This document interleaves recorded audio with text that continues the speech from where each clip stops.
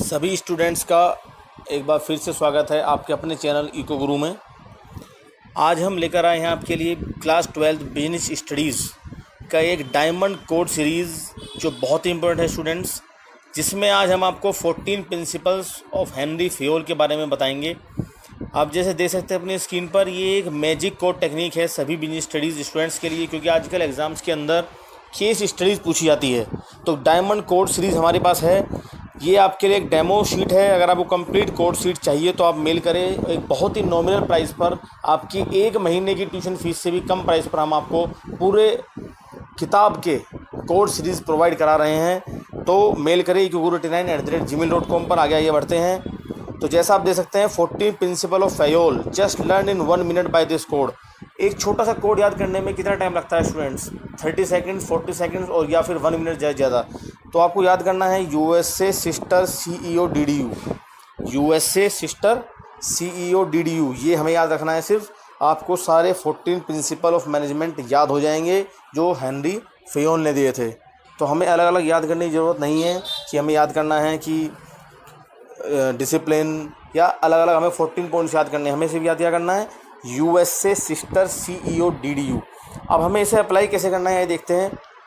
U is equal to unity of command. अभी हम इन सब पॉइंट्स के बारे में डिटेल में पढ़ेंगे कि हेनरी फेयोल ने क्या कहा था। पहले हम देख लेते हैं कि हमने जो डेमो शीट बनाई है उसके अनुसार कोड क्या रहेंगे। बच्चे क्या करते हैं, बुक्स में से कोई बुक उठाते हैं तो EFXW ऐसे कोड बना लेते हैं जो हमें याद नहीं रहते।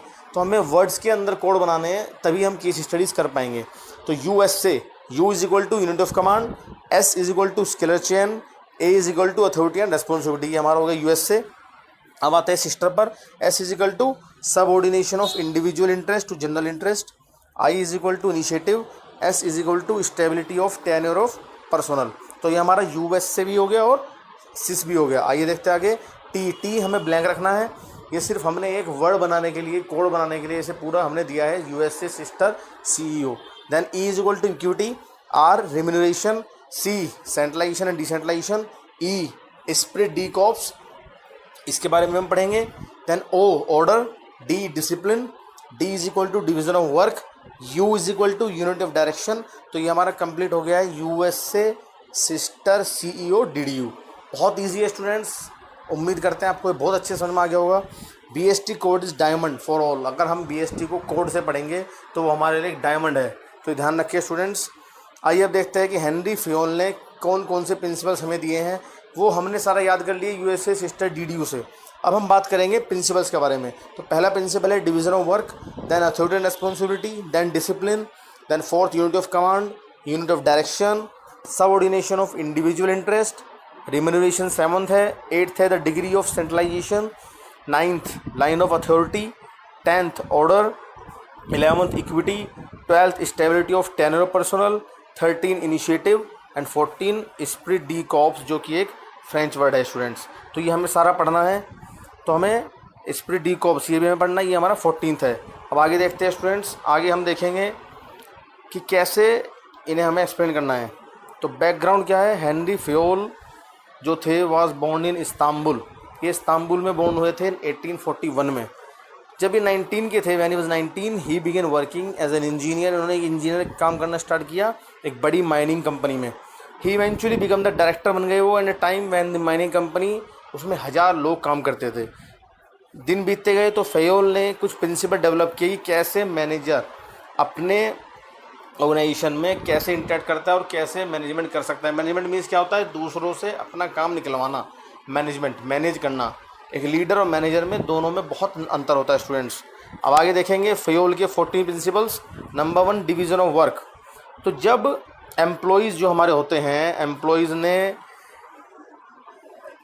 डिवीज़न ऑफ वर्क मीन्स क्या हुआ कि हमें जो जिस जहाँ माहिर है सिर्फ उसे वही हमें काम देना है। डिवीज़न ऑफ वर्क ऐसे करना है तभी आउटपुट बढ़ेगा।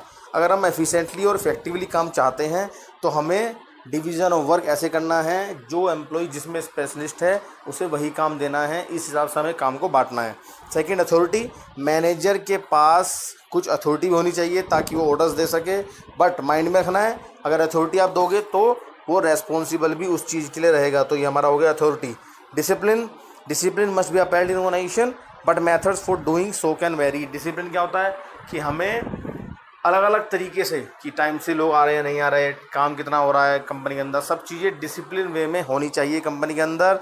Unit of command, employee should have only one direct supervisor. कहते हैं ना, अगर एक से ज़्यादा नेता हो तो हमेशा देश क्या होता है, बर्बाद होता है। तो ऐसे ही कंपनी में होता है यूनिट ऑफ कमांड, कि अगर हमारा एक से ज़्यादा सुपरवाइज़र है कंपनी के अंदर तो क्या होगा, हम किसकी आज्ञा का पालन करें, हम किसकी अथॉरिटीज़ लें, हम किसकी कमांड को फॉलो करें। तो unit of command means only one direct supervisor होना चाहिए स्टूडेंट्स।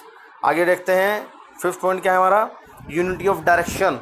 अब यूनिट ऑफ डायरेक्शन में हम क्या देखेंगे, यूनिट ऑफ डायरेक्शन में देखेंगे कि team with the same objective should be working under the direction of one manager only.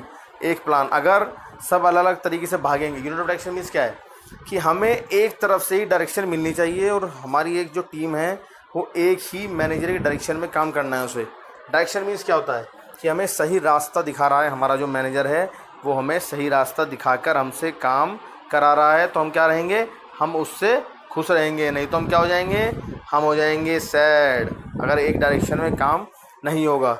Subordination of individual interest to general interest. इसमें क्या होगा स्टूडेंट्स कि हमें कंपनी में ऐसे काम नहीं करना कि हम सिर्फ एक के लिए काम कर रहे हैं या अपने लिए काम कर रहे हैं। हमें क्या करना है, जितने भी लोग काम कर रहे हैं ग्रुप, उन सब का इंटरेस्ट एक होना चाहिए। Subordination of individual interest to general interest. The interest of one employee should not be allowed to become more important than of the group. हमें किस में काम करना है, हमें काम करना है ग्रुप्स के अंदर, हमें काम करना है ग्रुप्स के साथ, हमें काम करना है ग्रुप्स के साथ। याद रखें, अगर हम ग्रुप के साथ काम नहीं करेंगे तो हम जल्दी सक्सेस नहीं हो पाएंगे। Then remuneration. रिम्यूनरेशन मीन्स कि एम्प्लॉय को पैसा, फेयर रिम्यूनरेशन भी मिलना चाहिए। अगर उसे पैसा प्रॉपर नहीं मिल रहा है, अगर उसे मनी नहीं मिल रही है तो उसे मनी भी प्रॉपर मिलनी चाहिए स्टूडेंट्स।